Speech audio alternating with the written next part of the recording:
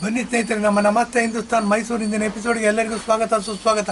ನೋಡಿ, ನಮ್ಮ ತಾಯಿಗೆ 6 ಜನ ಮಕ್ಕಳು.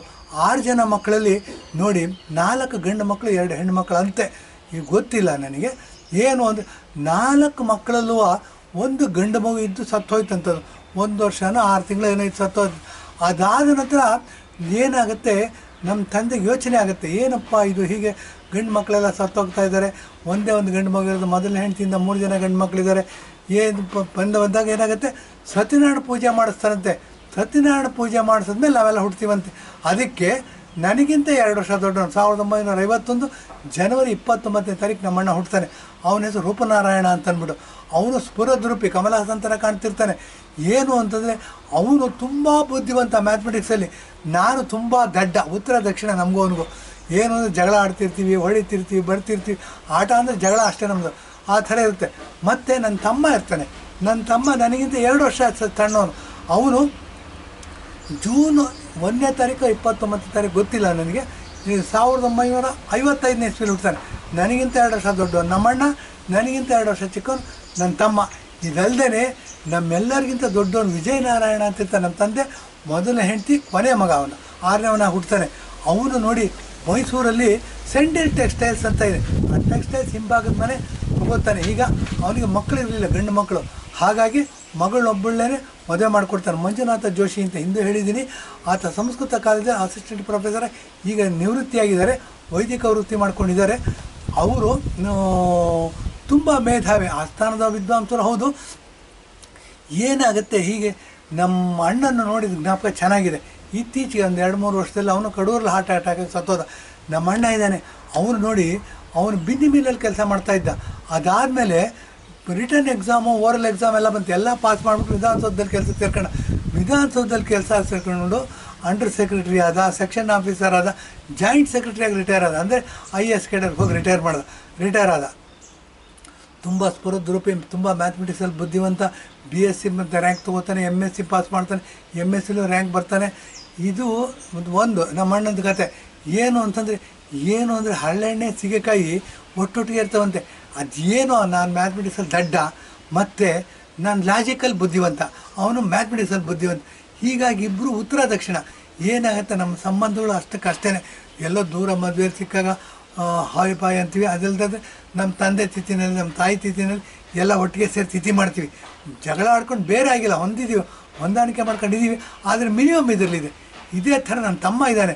ನನ್ನ ತಮ್ಮ ನೋಡಿ ತಹಶೀಲ್ದಾರಾಗಿ ರಿಟೈರ್ ಆಗಿದ್ದಾನೆ, ದಾವಣಗೆರೆಯಲ್ಲಿದ್ದಾನೆ. ಅವನು ಸ್ವಂತ ಮನೆ ಕಟ್ಟಿಸ್ಕೊಂಡಿದ್ದಾನೆ. ಅವನು ನಮ್ಮ ಅಕ್ಕನ ಮಗಳ ಮದುವೆ ಆಗಿದೆ. ನಮ್ಮ ತಂದೆ ಮೊದಲನೇ ಹೆಂಡತಿ ಮಗಳು ಕನಕಮ್ಮ ಅಂದ್ಬಿಟ್ಟು, ಅವಳ ಮಗಳು ಗೀತಾ ಅಂತ ಅಂದ್ಬಿಟ್ಟು, ಅವಳು ಲಾಯರ್, ಅವಳದ್ದು ಮದುವೆ ಆಗಿದ್ದಾನೆ.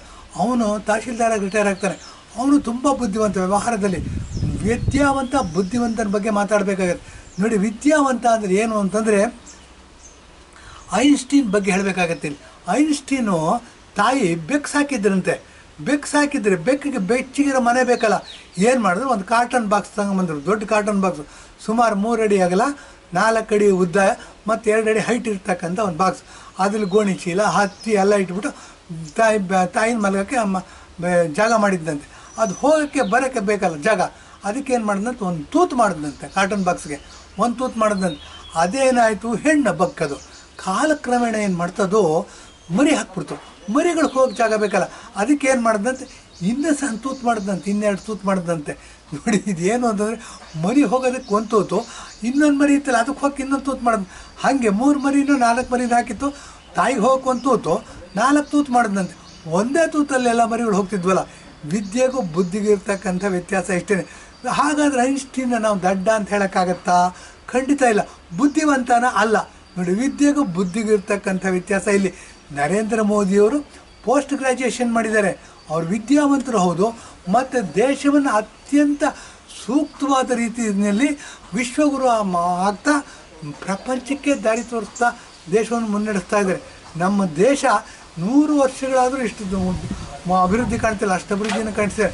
ಇಂಥದನ್ನು ನಾವು ವಿದ್ಯೆ ಮತ್ತು ಬುದ್ಧಿನಲ್ಲಿ ನೋಡ್ಬೋದು. ವಿದ್ಯೆ ಮತ್ತು ಬುದ್ಧಿ ಒಂದೇ ಆಗಿದೆ. ದೇಶಭಕ್ತರು ಹೌದು, ಮತ್ತು ಭ್ರಷ್ಟಾಚಾರವನ್ನು ಮಟ್ಟ ಹಾಕೋದಕ್ಕೋಸ್ಕರ ಹುಟ್ಟಿರೋತಕ್ಕಂಥ ರಾಜಕೀಯ ವ್ಯಕ್ತಿ ಅಂತ ಹೇಳಿದ್ರು ಏನು ತಪ್ಪಾಗೋದಿಲ್ಲ. ನೋಡಿ, ಎಲ್ಲಿಂದ ಎಲ್ಲಿಗೆ ಹೋಯ್ತು ವಿಷಯ. ನಮ್ಮ ಅಣ್ಣನ ಬಗ್ಗೆ ಮಾತಾಡ್ತೀವಿ. ಅವನು ವಿದ್ಯಾವಂತ, ಬುದ್ಧಿವಂತ ಅಲ್ಲ. ಆದರೆ ನನ್ನ ತಮ್ಮ ಇದ್ದಾನೆ ನೋಡಿ, ಅವನು ಬಿ ಕಾಮ್ ಮಾಡ್ತಾನೆ, ಬಿ ಕಾಮ್ ಮಾಡಿಬಿಟ್ಟು ತಹಶೀಲ್ದಾರ್ ಇದಾಗ್ತಾನೆ.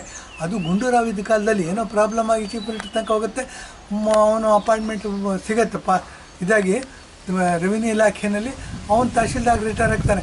ತಹಶೀಲ್ದಾರಾಗಿ ರಿಟೈರ್ ಆದರೆ ಅವನು ವಿದ್ಯಾವಂತ ಅಲ್ಲ, ತುಂಬ ಬುದ್ಧಿವಂತ. ಏನು ಅಂದರೆ ಉಗುರು ತೋರಿಸಿದ್ರೆ ಹಸ್ತಾನೆ ನುಂಗೋ ಅಂಥ ಪಾರ್ಟಿ, ಹಸ್ತಾನೂ ಅಲ್ಲ ಮನುಷ್ಯನೇ ನುಂಗೋ ಅಂಥ ಪಾರ್ಟಿ, ತುಂಬ ಬುದ್ಧಿವಂತ ಅವನು. ಇರಲಿ, ದಾವಣಗೆರೆಯಲ್ಲಿ ಮನೆ ಕಟ್ಕೊಂಡು ಅವನು ಇದ್ದಾನೆ.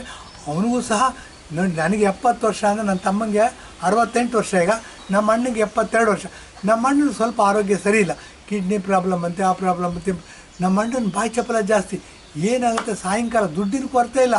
ಅವನ ಮಕ್ಕಳಿದ್ದಾರೆ, ಮಕ್ಕಳು ನೋಡಿ, ಮಕ್ಕಳ ಬಗ್ಗೆ ಹೇಳಬೇಕಾಗತ್ತೆ. ಅವನು ನಿರಂಜನ್ ಅಂತ ಅಂದ್ಬಿಟ್ಟು ನಮ್ಮ ಅಣ್ಣನ ಮಗ, ಅವನು ಅಮೇರಿಕಾದಲ್ಲಿ ಲಂಡನಲ್ಲಿ ಕೆಲಸ ಮಾಡ್ತಿದ್ದ. ಲಂಡನಲ್ಲಿ ಕೆಲಸ ಮಾಡ್ಬೇಕಾದ್ರೆ ನೋಡಿ, ನಾವು ಈ ಇಂಡಿಯಾ ದೇಶದ ಕರಪ್ಟ್ ಪಾಲಿಟಿಷಿಯನ್ಸ್ ಏನು ದುಡ್ಡು ಇಟ್ಟಿದ್ದಾರೆ, ಸ್ವಿಸ್ ಬ್ಯಾಂಕಲ್ಲಿ ಇಟ್ಟಿದ್ದಾರೆ. ಆ ಸ್ವಿಸ್ ಬ್ಯಾಂಕಲ್ಲಿ ಕೆಲಸ ಮಾಡ್ತಿದ್ದ ಅವನು. ಲೆವೆಲ್ 6 ಲೆವೆಲ್ 5 ಕೆಲಸ ಮಾಡ್ತಿದ್ದ. ಅದು ಕೋಡಿಂಗ್ ಕೊಡ್ತಾರಂತೆ. ಕೋಡಿಂಗ್ ಕೊಟ್ಟಾಗ ಯಾರ್ದು ಅಕೌಂಟ್ ಅಂತ ಗೊತ್ತಾಗೋದಿಲ್ಲ. ಹಾಗಾಗಿ ಅವನು ಇದು ಮಾಡೋನು. ಅವನು ಅಲ್ಲಿಂದ ಕೆಲಸ ಬಿಟ್ಬಿಟ್ಟು ಕ್ಯಾಪ್ ಜಮಿನಿ ಅಮೇರಿಕಾದಲ್ಲಿದ್ದ. ಅವನೇನು ಮಾಡ್ದ ನೋಡಿ, ನಮ್ಮ ಈ ಸಂಬಂಧಗಳು ಹೇಗೆ ಹೋಗುತ್ತೆ ಅಂತಂದರೆ, ನಾವು ರಾಮಾ ಜೋಯಿಸ್ ಅಂತ ಕೇಳ್ತೀವಿ, ಕರ್ನಾಟಕ ಹೈಕೋರ್ಟಲ್ಲಿ ಮುಖ್ಯ ನ್ಯಾಯಮೂರ್ತಿಗಳಾಗಿರ್ತಾರೆ. ಅವರು ಸಾಮಾನ್ಯವಾಗಿ ಜಡ್ಜಿಮೆಂಟ್ ಕೊಡೋದಲ್ಲ, ಜನಪರವಾಗಿ ಕೊಡ್ತಿರ್ತಾರೆ. ಯಾಕೆ ಅಂತಂದರೆ ಸರ್ಕಾರಗಳು ತಪ್ಪು ಮಾಡ್ತವೆ, ಜನಗಳು ತಪ್ಪು ಮಾಡೋದಿಲ್ಲ. ಡೆಮಾಕ್ರಸಿಗೆ ನಿಜವಾದ ಅರ್ಥ ಬರಬೇಕು ಅಂತಂದರೆ ಜನಕ್ಕೆ ಸಹಾಯ ಮಾಡಬೇಕು ಅಂತ ಏನು ಮಾಡ್ತಾರೆ, ಸಾಮಾನ್ಯ ಹೆಚ್ಚು ಕಡಿಮೆ ಎಲ್ಲ ತೀರ್ಮಾನಗಳು ಜನಪರವಾಗಿ ಕೊಡ್ತಿರ್ತಾರೆ. ಹಾಗಾಗಿ ಅವ್ರು ಬಹಳ ಜನಪ್ರಿಯರಾಗ್ತಾರೆ. ಆ ಜನಪ್ರಿಯತೆ ಉತ್ತುಂಗಕ್ಕೆ ಹೋದಾಗ ಅಟಲ್ ಬಿಹಾರಿ ವಾಜಪೇಯಿ ಅವರು ಪ್ರಧಾನಮಂತ್ರಿ ಆಗ್ತಾರೆ. ಅಟಲ್ ಬಿಹಾರಿ ವಾಜಪೇಯಿ ಅವರು ಪ್ರಧಾನಮಂತ್ರಿ ಆದಾಗ ರಾಮಾ ಜೋಯಿಸ್ ಅವ್ರನ್ನ ಬಿಹಾರ್ ಗವರ್ನರಾಗಿ ನೇಮಕ ಮಾಡ್ತಾರೆ.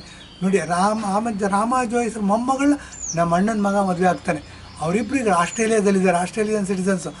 ನಮ್ಮ ಅಣ್ಣನ ಸೊಸೆ ಆಸ್ಟ್ರೇಲಿಯನ್ ಸಿಟಿಸನ್ಸು ಮತ್ತು ಅಮೇರಿಕನ್ ಸಿಟಿಸನ್ಸ್ ಇಬ್ರಿಗೂ ಒಬ್ರಿಗೊಬ್ರು ಹೊಂದಾಣಿಕೆ ಇರೋದ್ರಿಂದ ಇವರು ಸಿಟಿಸನ್ ಆಗಿದ್ದರೆ ಅವರು ಸಿಟಿಸನ್ಶಿಪ್ ಕೊಡ್ತಾರೆ, ಅವ್ರ ಸಿಟಿಸನ್ಶಿಪ್ ಇದ್ದರೆ ಇವರು ಸಿಟಿಸನ್ಶಿಪ್ ಈಸಿಯಾಗಿ ಕೊಡ್ತಾರೆ.